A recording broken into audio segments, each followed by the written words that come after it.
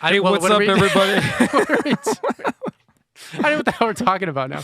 I'm pretty sure he's been rolling this whole time, but hey, what's up, everybody? Welcome to, you never know when you. What's it going to be? What's it going to be? Business, politics, movies, markets. I mean, literally, the whole world has gone to. I think it's going to be. Hey, well, welcome to 4th Gen. Hey, we're back. We took a couple weeks off. We were all like redonkulously busy. Yeah. You went to Vancouver? Yeah. What's going on with the car? What do you mean? You can't say that. What? On air? Is it here? Yeah. Okay, good. Okay. Yeah. All right, that's okay. We'll say that. Anyway, I drove it to Vancouver and back. Sick. It was with my dad. It was awesome. Nice. It was a nice trip. Yeah. Nice. Right. Yeah, I hung out with my awesome. brother and stuff. It was Vancouver, real quick though, like because it kind of falls into what we usually talk about. But it's like downtown is a day like Night of the Living Dead. Really? Like it's just people yelling and walking around and peeing in the streets. Vancouver? Downtown Vancouver. No it's way. Like so crazy. It's gotten bad. It's always, it's a big city. It's always going to be a minimum level of bad, right? I mean, obviously. It's just more prominent. But now it's like so much more prominent. Well, I mean, Edmonton. Oh, you can't go, let's downtown talk about Edmonton the other day, like we went to go take a look at that new DoubleTree hotel. Yeah. And the side of the hotel was like, there was a full-blown block party going on. Yeah. And they were not... It was not an official It was not an official block party. Let's just say that. And smashed windows. Oh, I know. And like dudes were laying on the ground, and you're like, I'm pretty sure that guy's like, oof, that guy might be dead. Yeah. And like dudes are just partying around him. Yeah. Well, I was joking when they were doing The Last of Us, like when they were filming that, The Last of Us zombie. I said, I'm like, Edmonton was perfect. They didn't have to fucking do anything. Well, they just showed up with their cameras. Yeah. I was just in Calgary, and I didn't know they were filming it still there. And I turned the corner, and here's like a whole bunch of Hummers, dust blowing across the street. And I'm like, Jesus, downtown Calgary got real bad. and no, it's real bad. Yeah, real bad. Nope, they were filming this thing, and I'm like, oh, funny. wow, this is wild. Funny. That which was really cool to see. But no, that's brutal that Vancouver, arguably a gem of Canada, has been... It always had sections, like East Hastings is always a disaster, but it's like, it's just like, you just get, it's just enough. Like, it's not, I guess the word, I don't want to say the word, it's not dangerous, because like anything can be dangerous if you're not like prepared. But, it's just enough that it's like, it's annoying hearing a crazy person. Yep. Just nonstop. No. So it's like, there's always a crazy person yelling or accosting people. So it automatically puts you like on edge. It just takes you up a notch. Elevated. That's right. And then all of a sudden it's not fun, right? Right. Because you're more worried about like, okay, what's this guy gonna do? Yep. What's that guy across the street? Oh, these people, this group of 4 guys is crossing, and you just feel like if you take, do I take a right do here? I take do I a take right? a left here? How do I avoid this? It's just stuff like that, and it's sad, and it's not gonna get any better. Like, I don't know, Calgary was like not too bad. Like it had its level, but it wasn't like wasn't not like Edmonton. Definitely not like Edmonton. And you're walking down, and I'm like First Street there, and I think it's 12th or 5th, where it's like the pedestrian street, and you go like underneath Calgary Convention Center, and it's next to the Palace and stuff like that. Yeah. What a beautiful area. That's the one thing I have to argue about Calgary. Just it's so beautiful. Like it's so well laid out. It's so well designed. It's clean.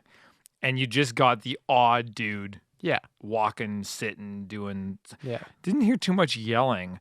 I couldn't believe Jasper, though, the other day going down Jasper. There was like 4 or 5 of those, the preacher people. Oh, yeah. On the corners. With the speaker and the microphone. Yeah. Like 4 or 5 of them. There's one guy always at 109 and Jasper. Yep. He's on one of the 4 corners. Yep. And he's always giving her... he was there. Then there was another dude, like, I don't know, like, he was closer to, that was the 109, 105th. And then there was another guy, that other guy was on White Ave.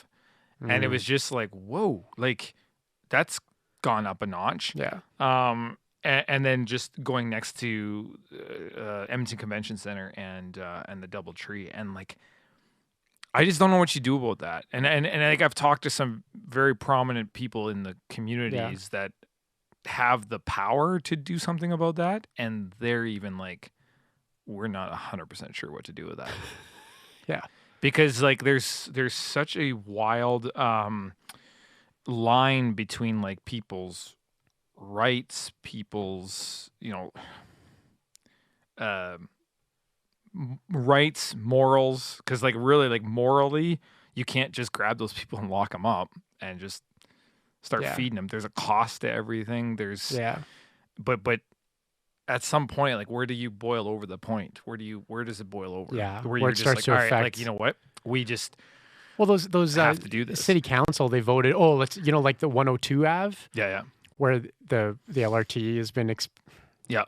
Anyway, that's a whole other thing. Yeah. But it's like they want to close that off to cars, and it's always a pedestrian area. And it's like, but something on like 102 Calgary. off Jasper, it's like nothing. Like Edmonton Center's shut down. Like there are no restaurants and shops anymore there. You know, so it's like, what are you? So you're just gonna put a bunch of benches and some like foliage and then concrete it all, and then what? Like you're just making those people a comfy home. Yeah, like, and it's kind of, and people were joking like on the posts, like, and it's so funny. Like honestly, CBC, put your big boy pants on. If you guys can't, okay, real quick, if you guys can't turn your comment section on your news feed, that means you guys are shit at news. Yeah. Because you should be okay. Yeah.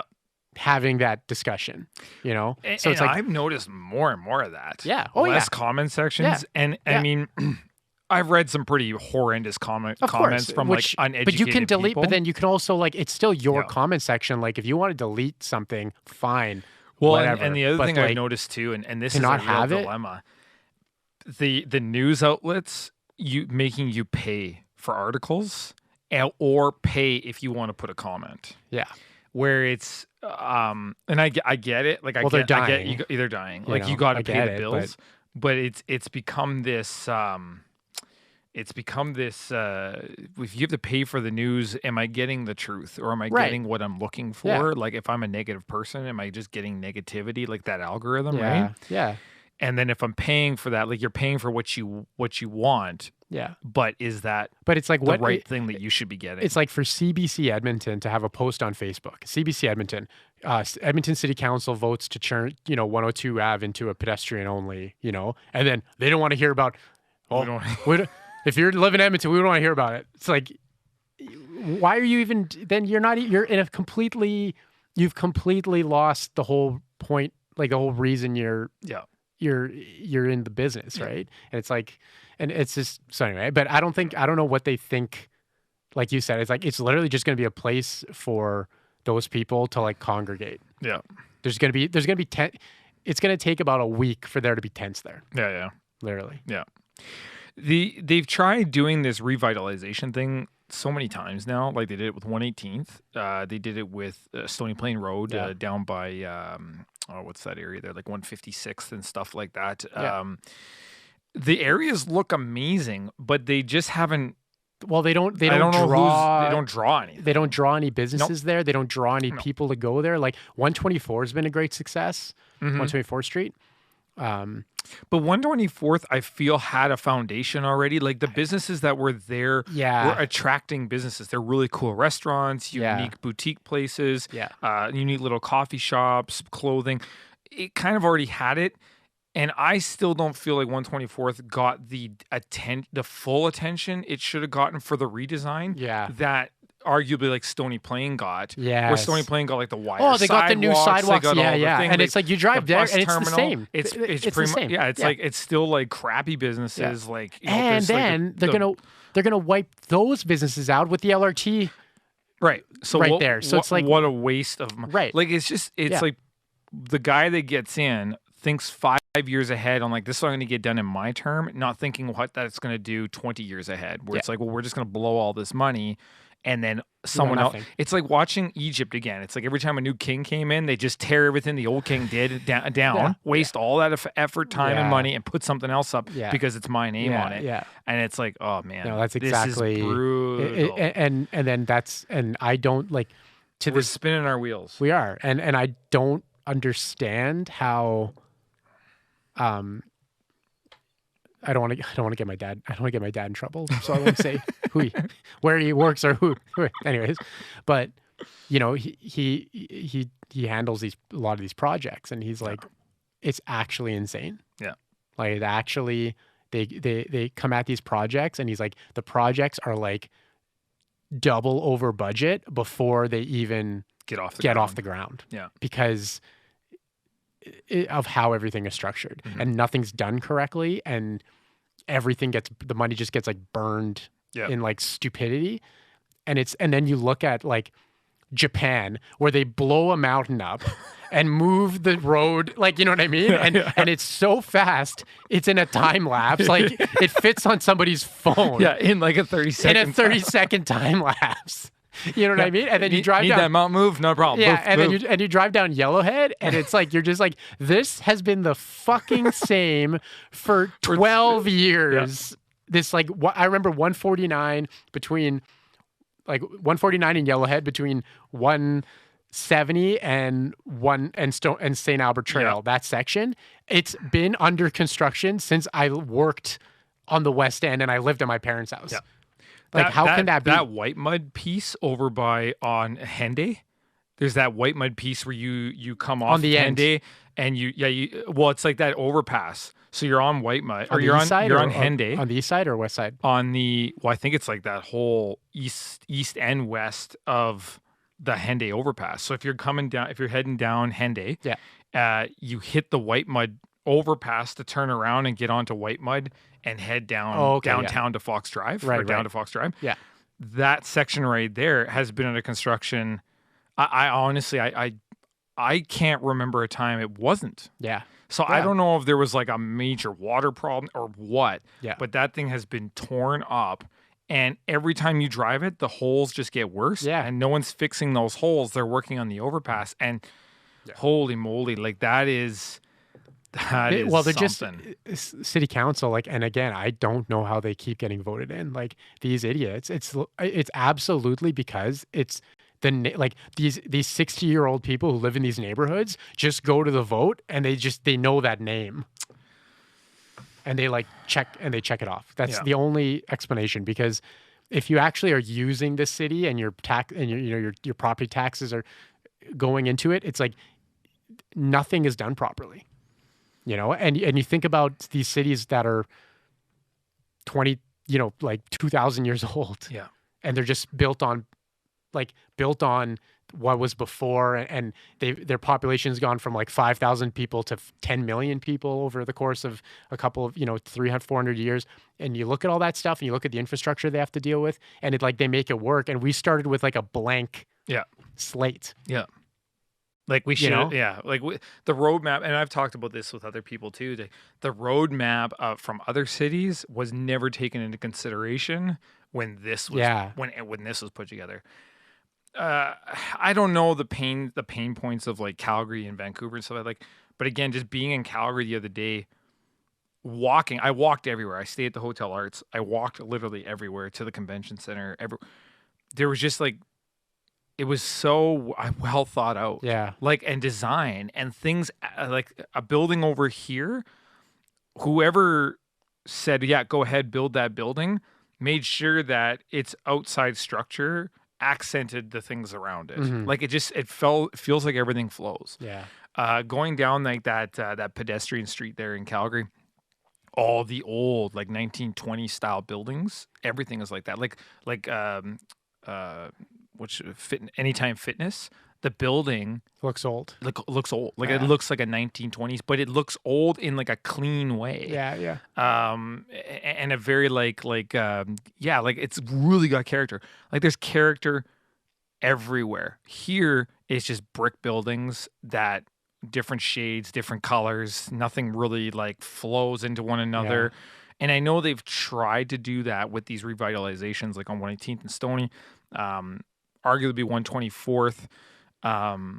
It's so weird. And like the art in Calgary too, like there's that giant, I'm not trying to think what building it is, but there's like that giant wireframe head.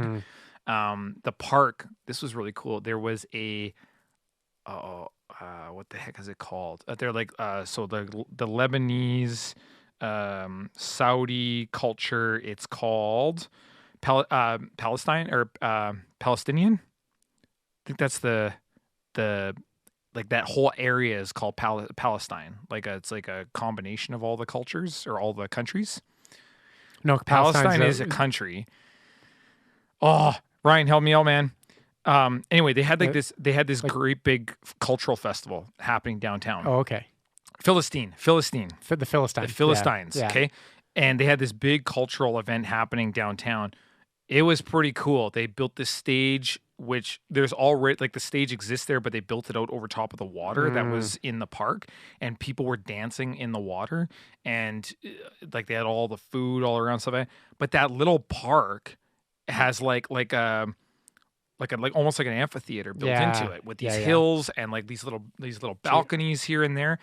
It's perfect. Yeah. Perfect for hosting a downtown gathering. Yeah. And it's just designed well. Like it's just designed well. And so these guys were all there, and it was cool because like you could walk into that park and you're like, man, like this does feel like a whole different world. It's cool. I'm gonna change gear. Shoot it. And be the devil's advocate. Shoot. Do you think though that when you go to Vancouver or Calgary or Toronto or San Diego, wherever, like you're a tourist? So do you feel like because you don't live there, you sort of are forced to use the city as designed as opposed to living in it? And do you know what I mean? Yeah. So because in Edmonton, you're doing the grass is greener on the other side of the fence. Kind of like because in Edmonton, so the problem, and it's always been, it's like your $500,000 house is here. You need to drive from here to here. And instead of making it easy for you to do that, or shoving the fact that, well, you should be riding a bike down your throat, right?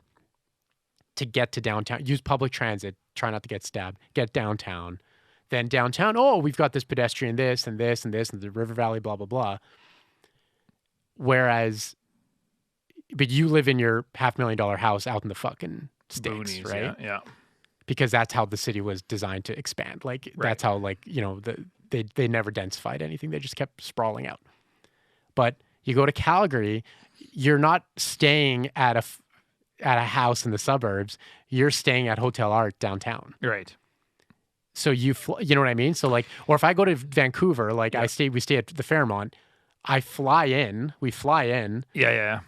And we're at the Fairmont. So then all of a sudden it's like, well, I don't have my car there. Yeah. Everything's easily accessible. Right. So then I get up and we're like, what do you want to do? Oh, let's go check out this. Well, you automatically go down and you start walking aimlessly because you're on vacation. And then you're like, oh, cool, that's there. Oh, cool, that's there. So do you think there's a disconnect in terms of those, like if I lived in Calgary or I lived in Burnaby and Vancouver, I'd be like, this place fucking sucks. You know, like, it's like, you know what I mean? It's like, it's sort of almost the same where you're like, well, if I live in Burnaby, it's like, I'm not driving 50 minutes in traffic to go downtown, to go to like the Air Canada Center to watch a basketball, you know, or whatever, watch a hockey game. Like, I'm not doing it. So it's the same as here in the sense where it's like, now, I mean, the difference is obviously their population supports it because they just have they have so many more people living downtown. Yeah. But Calgary, I think, is a lot like Edmonton, where the bulk of people live in apartments and detached homes out, like away from downtown. So from a driving and a transportation perspective, I've never taken the LRT in Calgary before. And I'm just using Calgary because that's where I've been the most recent. The one thing I did notice immediately was quality of road for driving. I wasn't distracted by the smashing of my suspension when I was looking around trying to find stuff. Yeah. So that made a big difference. Right. B, I swear there is a parking, like a parking complex every second block. Yeah, I would agree with that. So and because of the one-way system where like, you're one way this way, one way this way. And as soon as your brain gets around the grid aspect of it, there are a couple of odd streets I noticed downtown where they are two-way, and it threw me off a little bit. And I was just like, well, that's stupid. But it's just stupid because I had gotten trained by using the one-way system that when all of a sudden there was a two-way, I was like, oh. Yeah. But the other thing, every train overpass except for like 4 downtown is under. You go under the train. Yeah. You're never stopped by the train. Yeah. Well, yeah. And so looking at the schedule of what downtown was, with all the events going on, like every convention space downtown Edmonton was smashed. Like they were super, super busy. Everything still flowed. Yeah. I never felt a traffic jam once. The only time I found a traffic jam was when we were getting onto Memorial Drive. They had 2 lanes closed down and filtered down to a 1, which sucked. Yeah. But now they were shooting a movie on top of all of that downtown that was taking up an entire block, and they had police barricades or barricades to block traffic from certain directions. Yeah. Still was flowing. Yeah. So there was, and maybe it was just me because like, you're in a new area. So when you're in a new space, everything feels a little more aggressive because you're like, oh, I don't know. I don't know if I'm supposed to be here, but this guy just like rips around you and stuff like that. Even though that was happening, I had a little bit of like, whoa, okay, holy crap, dude. Like you're going a little nuts. I never felt, I actually never got irate. I get irate in Edmonton. I've been cut off more times in Edmonton in a day than I did an entire week in Calgary. Yeah. So there is like just the design of the one-way system, the parking. So from a logistical look, if I took a map of Edmonton and Calgary downtown and I looked at it, I would still think that the layout, the structure, the amenities, the well, they were putting Calgary's been taking care of their downtown for longer because of the oil boom. Yeah. Like, so because it was the center of everything, like, yeah, we're the capital, but Calgary was the business capital. Yeah. You know, they had to put that infrastructure in because they was like, yeah, there's conferences all the time. There's a demand. There's a demand for it. There's, there's all these office buildings. Then if you have all these office buildings, then it's like, okay, well then we can have like a high-end shopping center because those people with money will be downtown, that kind of thing. Yeah. And Edmonton to an extent, but everything's been closed down. Like everything's shut down. Like, I mean, everything has left. Like, and I just don't see it. Well, I was talking to our banker, so we had to go down to the Edmonton City Center the other day, a couple times the last couple weeks, and like even he said he's like, this building's like dead. Like Edmonton City Center, is dead. Yeah. And yeah, like I was surprised, like walking around on a Saturday in there, and because who would go there, right? It's like not that lively, and even like all like the good shops are gone. Yeah. I feel like downtown grocery stores have really dispersed as well. Whereas Calgary, I could walk by like 3 of them in a couple of blocks. Yeah.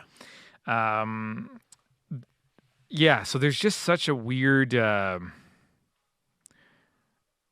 like I feel like I don't know, maybe it's because of COVID. I feel like we've lost culture here, like a city culture here. We've lost class. I feel like we've lost class. And like I don't think it's unfair for me to say that. Like if I feel that way, I feel that way. Like if I feel like we've lost class, and I used to spend a lot of time downtown. Like I used to live downtown for kind of right across from Canada Place. And I feel like we've just kind of lost a direction. And we're a festival city. Like we're the festival capital of Canada, essentially. Yeah. I just don't know, like, unless you're, and then back to your point, Edmonton forces you to do certain things. Like it forces you to take the bike lanes. It forces you to, like, there's some streets, and I noticed this too. This was a big thing because there is some bike lanes in Calgary. They're not an entire car length. Twice in Edmonton last week, I almost pulled into a bike lane. Right. Because the lane was so bloody wide. Yeah. And the car lane was next to it. I'm like, I'm like, whoop, that's a bike lane. And that to me is like, I just don't understand. Like, if you look at a problem and you say, okay, we want to like revitalize downtown.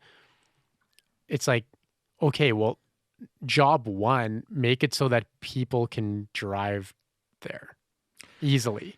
Yeah, and it's servicing places with a semi truck or with a cube van or something like that. You can't. You can't. So if you need to bring a trailer downtown to service an event, it's really hard. Yeah.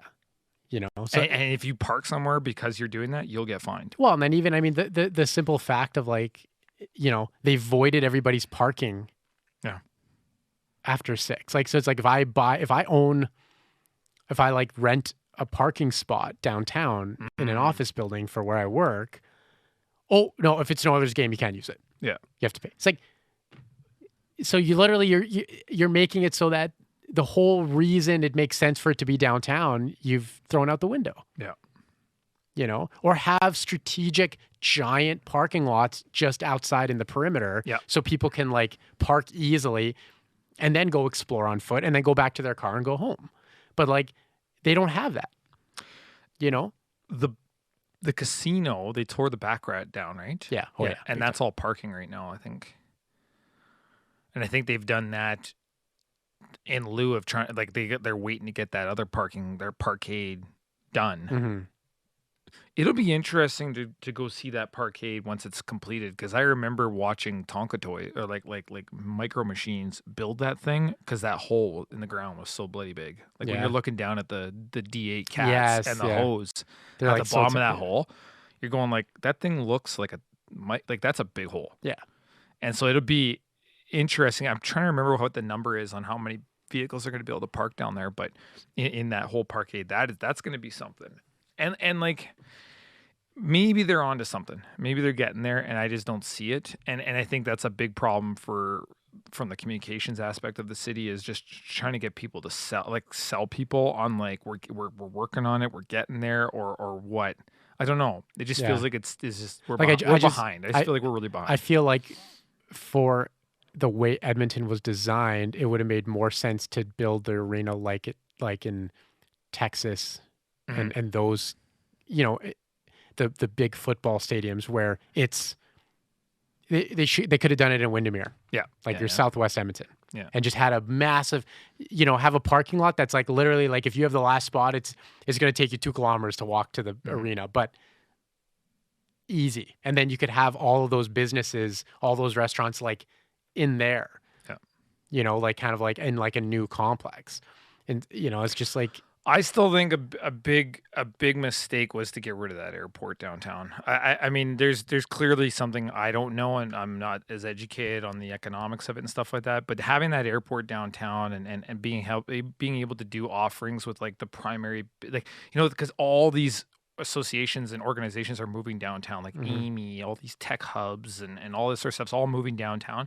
If you had an airport that could fly, even if it was a smaller, a smaller, private jet. A 40, 150 person plane, 150 would be big, but a smaller plane and they could get on an LRT, or they could have a car service pick them up and take them 5 minutes to their location.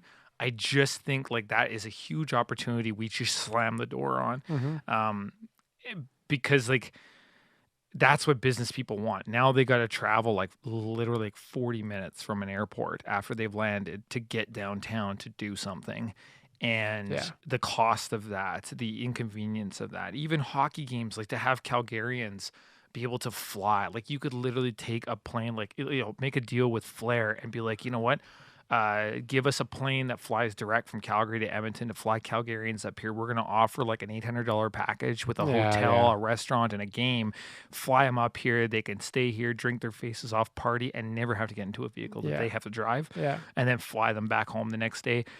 Just little offerings like that. Well, you could almost if somebody lived downtown, you could almost if they had something like that, you could almost work in Calgary, or vice versa. Exactly. Because you're well, I'm just going to hop here. Yep. 5 minutes. Fly in for a week, fly out for a week, whatever. Or the day, it's a 30 minutes. Yeah.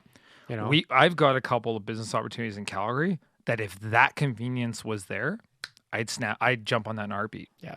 Because it would literally it's almost like that when I'm driving the 40 minutes from here to the Edmonton airport, and then I go through the rigmarole. Yeah. And to get to Calgary, I'm I might as well just kept driven to Calgary. Yeah. Oh, yeah. But if you made it more convenient for me, you would be taking money from my pocket, putting into yours, and I would be utilizing your service because I would actually see value and worth in it. Yeah. And for what? To build a giant ass building? That's like 40, 50%, maybe 60% occupied. I don't know if that was worth it. Well, they didn't even do that. Like, they've built 8 homes so far. Well, no, in Blatchford. Because I think that the whole point and so there's where the economics are that I might understand, but I thought the entire point of knocking that airport down was so they could build Stantec. I thought that the height of that building was the pivotal point of why they couldn't fly a plane. Oh, I don't think so. I just remember reading an article about that. Yeah, like because it was on the approach routes and stuff. Something like that. Well, I think they were trying to. No, they were trying Which to. doesn't make sense because you could circle that thing and come in from. They were trying to. No, well, Blatchford, like, they're calling that area now. Was supposed to be like some sort of like urban, green, like high end community. Yeah. Right. Sort of like Griesbach. Yeah, because it's supposed to have like waterways in it and stuff like that. I know. I've seen some of the plans. They've just done sweet. How long has it been closed for? They've done. But did COVID had something to do with that? Yeah, I don't think so. But I went in and because the housing market went crazy during COVID. I know. So it should have been the opposite. So they could have filled it. They should have filled it in faster. Yeah. They've got 8 houses. 8. Well, they have like a couple of these like, it's about a block wide complex, and I've driven in there a couple times now. The thing is, though, is they're all granaries. Like, they're literally like shotgun houses. Super, like, they're tall, 2-3 stories. Tall, skinny. Super skinny and long. 0 property line. Yeah. And they're selling for redonkulous pricing. Well, because it's a city-run development. It's not a private development. So you automatically have to tack on $150,000 to every house just to cover it, right? Because they don't know what to do. They don't know what they're doing. Yeah. It's like, what are they thinking? Like, it doesn't make any. You fill in. You have 4 or 5 developers that fill in a subdivision in 4 years. Yeah. They build like 500 houses. Yeah. So it's gonna be. So why couldn't they? So like, why not just give it to the developers? Yeah. And say, hey, here you go. Buy it. Here, we're selling the land. These are the architectural controls. This is what this is the infrastructure that's pre-done. So there's going to be a waterway going through here. There's going to be this. This percentage of homes have to be geothermal or green or whatever you want to call it. Blah, blah, blah. These are all the guidelines, and just have at her. Yeah. And then all of a sudden you have those, maybe a brewery opens up in there, maybe like a strip of. Well, they need one of those strips where you can walk, and this would be cool if you could walk from one end of Blatchford to the other, and it's all shopping. Yeah. It'd be even cooler. I love this idea because I've seen this in conceptual drawings where the strip is actually below ground with a dome on it. Yeah, so you like can a galleria. Like a galleria. So you can be walking in the rain. Inside, the whole way. And the rain's coming down, and you could walk this whole thing. And then they have people. Then they have shops above. People walking outside. Like do something like epic. Like do something just like a destination. Right? Exactly. Make it a destination. The arena is not a destination. No. There's a gajillion of those. Make us something unique. Well, that people are like, I'm going to travel there because that looks sick. Yeah. And looks interesting and whatnot. Right. Like, and you could put like, I don't know. There's all sorts. Yeah. I mean, it's and a I blank don't feel canvas. like it's like overly expensive. Exactly. Like that Blatchford is a blank canvas. Make it unique. Yeah. Make it an attraction. Yeah. And I feel like something like that should carry its own weight. But maybe there's I don't know. But there's a gazillion shopping spaces too, and it has to work with the rest of the city. And maybe Kingsway's like, fuck that. Could very well be because they're dying. Like, could very well be. But I mean, it's just if there's how much of it is COVID? That's my other question. I don't think so. I don't think a lot of it is. I don't think it's COVID at all.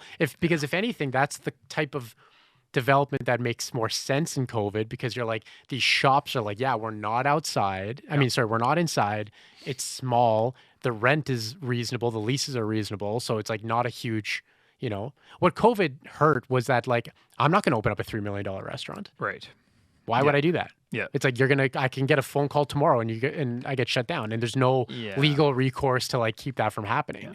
So I'm not going to put that investment, that like 80s and 90s, early 2000s style restaurant that had, those huge monsters that were like beautiful, multi-million dollars, multiple stories, servicing, like, they have like 500 seats or whatever. Those are done because it's like, you're just not going to like risk it anymore, but a small boutique, simple. And, or make it so that it's like, if somebody's got an Etsy store that's killing it. Yeah. Let's say.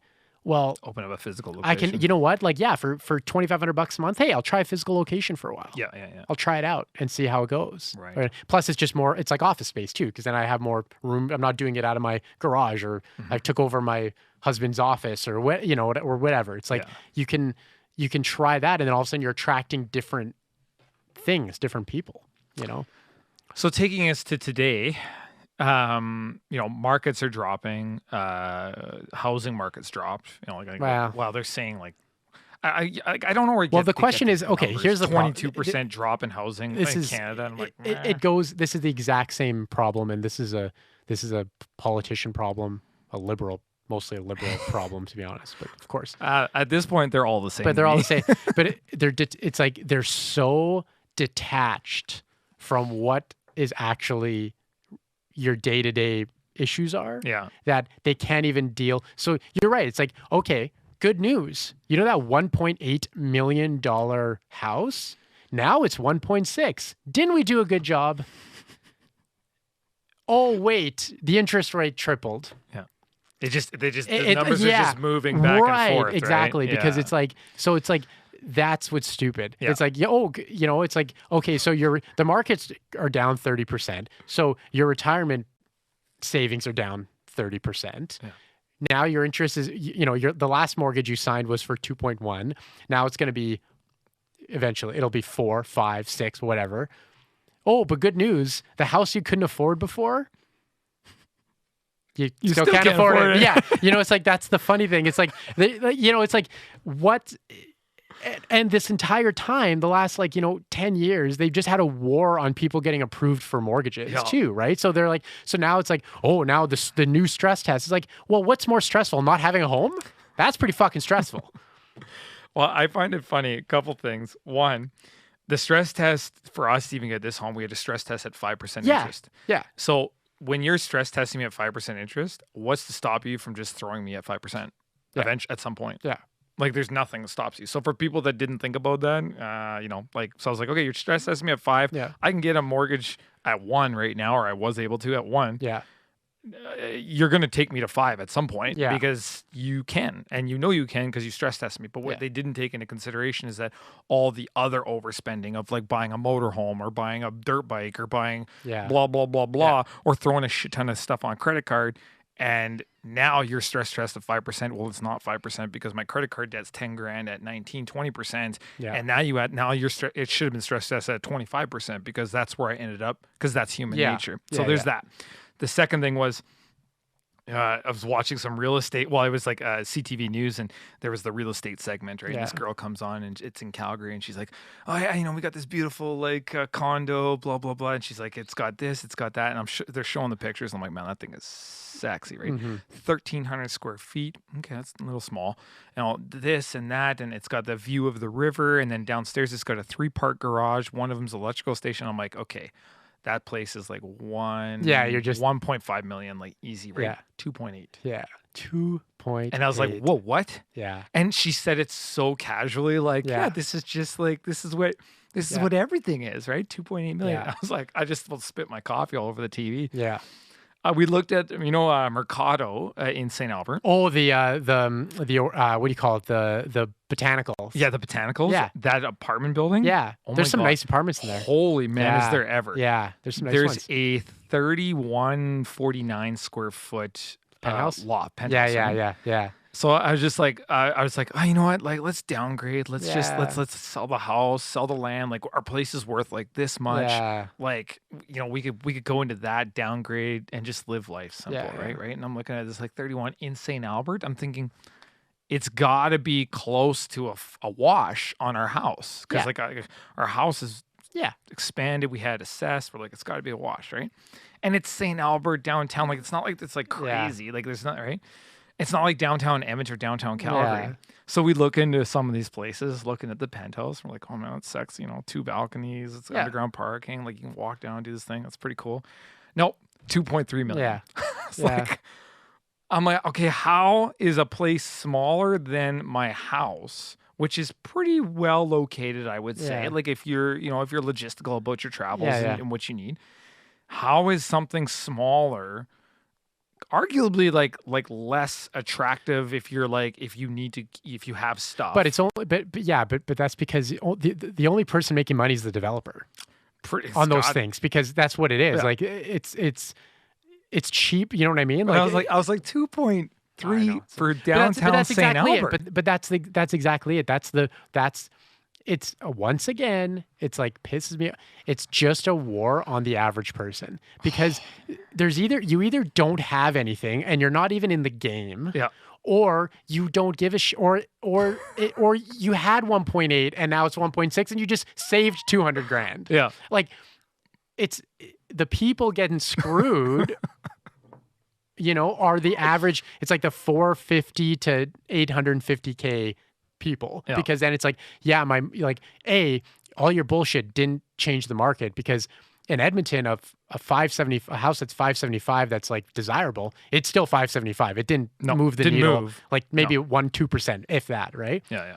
So then now all you've done is my mortgage now is $900 more a month than it would have been at 2.9. Yeah. And gas is $2.50 a liter. And it's $18 for pork chops. And it's just boom, boom, boom. It's just it's just like an ass kicking, where the people who were on government subsidies are still on government. It didn't change their life at all. And then the people who are buying the dip, like they're like, oh, perfect. This place I was going to buy anyway is just 400 grand cheaper than it was. Okay, I'll just, whatever, So it just doesn't make everything they do doesn't make any sense. And then, even Chrystia Freeland, she comes on, she does a speech yesterday or the day before, it's free dental if your household makes less than 90K a year. It's like, well, that's 2 people making 45. Yeah. So so you're basically made it so that the average people are not getting free dental. That's basically what you've done. Yeah. It's so... Well, it's always after the middle class. Go after the middle class's pocketbook, because they're the ones that will have to pay, and they're the only ones that are paying. Well, so, or they're the ones that are in the market. They're forced. Like they're forced into that market. Because the rich guys just like, well, I'll just get a private person. Like I can afford it. Yeah. The poor people are like, well, like we will take, but that poor person is like that group's gotten a lot smaller, right? And so no one wants to go after that group, because they can't pay anyway. Let's go after the guys that are right in the sweet spot, and then on top of that, let's inflate everything so we can keep them there. Like I mean, it's just so you get to the point where you're like, it's a race. Like we have to like get out. You have to like get to the next level, before you're pushed, down. With the other 5%, it's like, it's so crazy. So I just don't, we're in this really gross scenario where, and then the same thing, we've recovered 114% of the jobs. Really? Because that only counts people who are actually looking. Yeah. Yes. That's a great point too. So it's like, no, you haven't, because unemployment only counts if you're like applying to jobs. Yeah. But if you're like, nah, what's the point? If you're like, what's the difference? Why bother? Did you see Biden's attacking the oil and gas companies in the States over their record profits statements the other day? Yeah. And he's like, that's unacceptable, when the average guy's paying double what he was paying for gas. But he 4 did months that. ago. Like it's just so. But it's kind of like a major slap in the face when we're all paying like $1.82 for gas, and the gas and oil companies are going like record profits, and you're going, whoa, in my backyard, like I can shoot a bullet in the ground and oil should be coming out of it, and I'm paying to have that, because there's no accountability. Like they set up an infrastructure that makes no sense. Yeah. And then because it makes no sense, it opens the door to when something happens, like, you know, so for instance, like if we pulled oil out of Alberta, refined it in Alberta, and then Shell was like using their gas, you know, making gasoline in Alberta, say, start to finish. Yeah. Then if Putin invades Russia or invades Ukraine, we don't need him anyway. So like, yeah, you know what I mean? And then the yeah. politicians would be like, hang on, no. Yeah. Nothing's changed for you. You know, nothing's changed. So that is a stopgap. But if you say we buy oil from the Middle East and there's a war in the Middle East, well, you automatically increase the price. Yeah. And then the oil companies will say, well, okay, maybe 12 cents is the problem. And then here's another 12 cents. Yeah. You know, and then that's the thing too. Like when gas never goes back.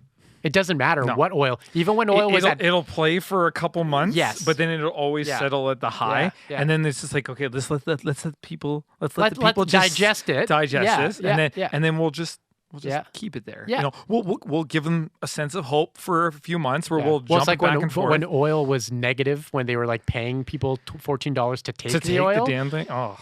Gas was like what? Regular finally was like 99 cents. Yeah. And they're like, it's under $1 for the first time in like 20 years. And then it's like, whoop. Yeah. And then now it's going to be $2. And they're like, let's just let them digest $2. Yeah. Like, and then once this is all said and done and all over with, it'll still be $2.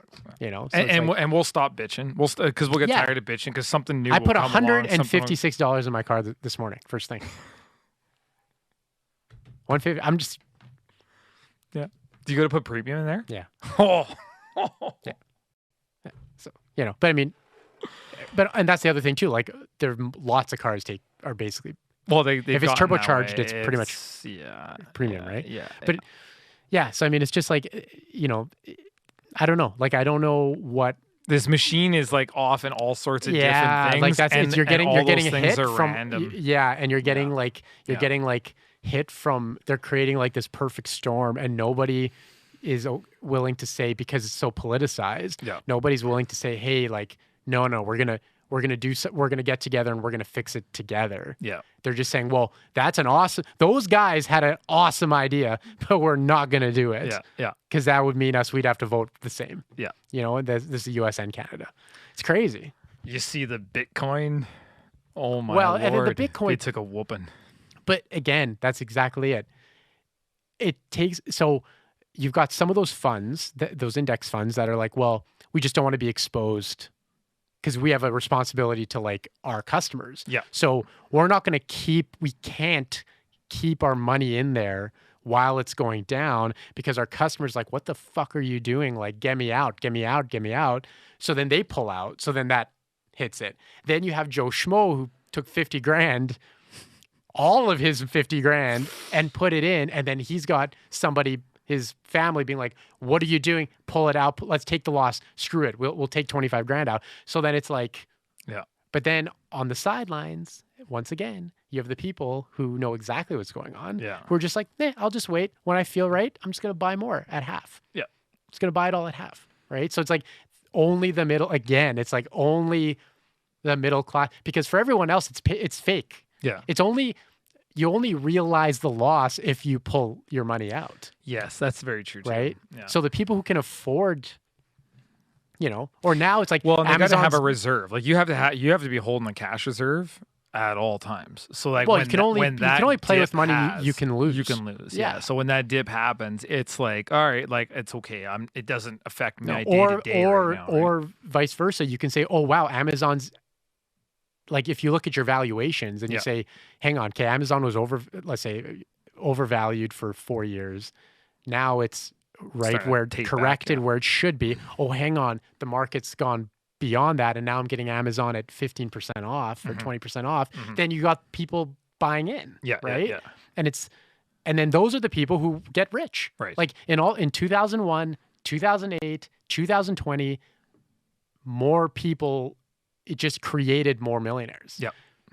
Every time there's a crisis, it just creates more millionaires because the reallocation of wealth. Yeah. You know. Or now it's like if going back to the property thing, like it's like if I'm looking for an investment property and I have $500,000 to put into an investment property, and I don't have to worry about the interest rates because I have $500,000.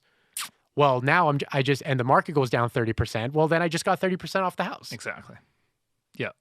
And then when it goes crazy again, it's like I'll have just doubled my money. Where somebody else is like, it's like, so you have literally two people. One person is like, oh, honey, we need to get this mortgage. It's 6%. We're getting effed. We're buying this place for $500,000. Our mortgage is $1,000 more than it could have been. We're barely making it. And then you have the other person on the exact same property being like, I'm going to double my money in 5 years. It's like, it's such a wild. Oh, it's a mind. It is a mind fuck. Yeah. So anyway, I'd rather, in all things being equal, you want to be option B. Yeah. If you can. Oh yeah, absolutely. Without a doubt. But anyway, okay, that's it. Yeah, we should call her. We didn't do much pop culture, but you know what? You got to catch up. Yes, I got to catch up. We'll do it next time. Yeah, catch up. We've got what is it? Miss Marvel to chat about. Obi-Wan. We've got Obi-Wan to chat about. What, July 8th is Thor, I think. Yeah, so that's coming up in a couple of weeks. I still got to try. I know we don't have time, but I still got to try to watch Top Gun. I haven't done it. Neither have I. It's killing me. Yeah, it's killing me, and I have no time. I think I'm just gonna wait. I'm gonna wait till it comes out. No, I want to see it on the big screen. I want to hear those jets like, come on. Yeah. Well, I think we talked about it before, but just some of I've been watching the behind the scenes. It's insanity. How they film stuff and what they filmed. Yeah. And, like the whole process of putting the cameras into the planes, and then like basically there was no directing. They had to like go up in the air, hit record themselves as an actor. And they were switching. They were switching the cameras themselves. So crazy. And then the one guy's like, yeah. Then I learned like there's this one thing that you're not supposed to do because then it erased all the footage, and I was the guinea pig on that because I went up and flew, and then I erased all my footage, and then it came back down. They're like, oh yeah, you didn't do it right. It's like, oh fuck. And but just like the little things, like there's we've seen it in the previews, but when the final jet flies over top, they buzz this air, and it blew the set apart. They only had a one-shot take on that, and they just kept it in the movie. Yeah, that's correct.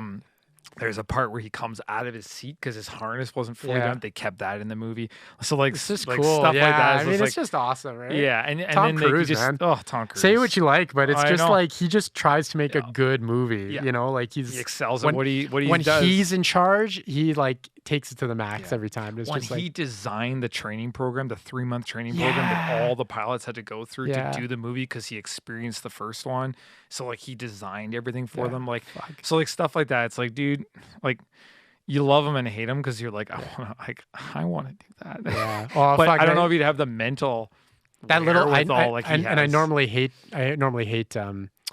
late night television. The hosts are shit. Yeah. But they had this fucking hilarious segment with Corden. Like, come on. Like, it's just too funny. The way he said it's like in the event, an engine goes out, it's like, it's not going to happen though. It's like, an engine is like, well, how many engines does this plane have? One. But it won't happen. He's like, so it's not if an engine goes out, it's if the engine goes out.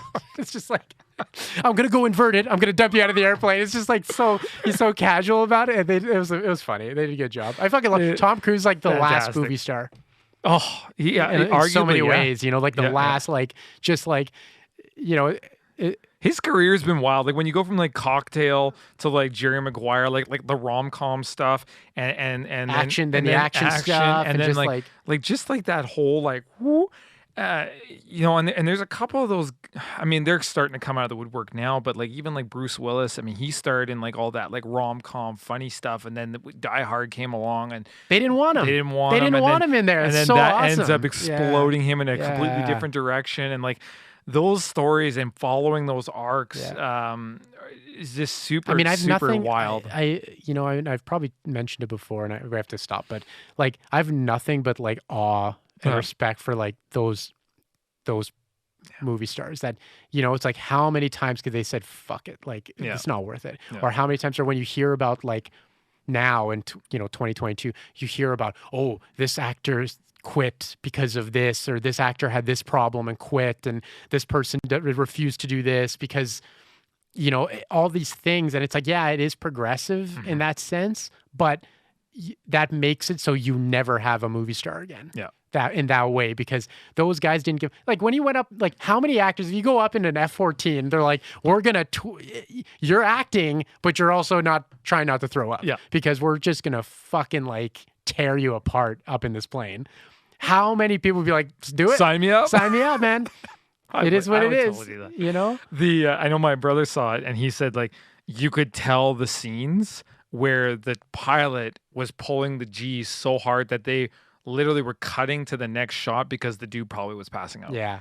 Where like that's how, yeah. like how, but you can't fake that. Right. Like you need to be in a jet to get the authenticity of the, oh shit. Well, and even like when they build fake cockpits, they look fake because you can just see it. Like it's too much room. There's too much space because some idiot is like, well, no, we need an extra couple of inches because then we can mount the camera here and then we can do this, we can do that. And the gimbal has to like tilt it. We're going to have the blue screen in the back. And it like it just automatically looks like a moron in a fake plane. Yeah. But when you're in a real plane and you can see that like the cockpit plating is like touching their shoulders because like, I mean, you've sat, I got an air show, like I've sat in an F-16 and F-18 and it's like, there's no room. There's like it's like being in a Formula One car. Yeah. Like they're so tight. Because they can't afford the extra room, right? It's just like, and you see it. But then, like I said, those little things, like you can't fake the cheekbone moving up as the G-forces shift and the eyeballs face, just like getting, like, or the eyelids man, moving back. Yeah, you can't fake that. And also like, and also like, it's helping them act. Oh yeah. Because like if I'm in the back there and then they're like, you know, my line is like, oh my God, they're on our 6 and there's a fucking jet on our 6 and we've just been dogfighting. I'm just like, it's real. Oh man. It's like Sigourney Weaver, how she was like, yeah, in Aliens, like I never met the guy in the suit, on purpose, because like when I wanted to be scared. Yeah, when he like came out at me, I was fucking terrified. You know, it's just cool. You know, and there's a couple, like I've watched a couple specials where they get like there's okay, so back to Die Hard. When Gruber gets dropped off the roof, they never. Yes, they didn't tell him when they were going to blow it. They just let him go, and then he's like, so the fear on his face is as genuine as it gets because he's just like, all right, ready, 1. Yeah, exactly. I love that stuff. That stuff is fantastic. There's what was the other one in there? Oh, there's a scene. Again, it's they have the dome camera on the bottom of a jet, and the other jet kicks in the burners and pulls away from that jet. And like, there's something about that shot where I just love it. Like I just like this. You see the flame come up, and then that thing just pulls away from the camera. That is like, like you feel the power. Now I'm watching the behind the scenes. If you're in a theater and you feel that rumble in your chest as that thing pulls away, if they've done the audio right. It's going to be it's an experience film. Yeah. Like, anyways, I gotta go see it. I have to go see it. All right, cool. Thanks for joining us again. See you next time. Have a good one. Later.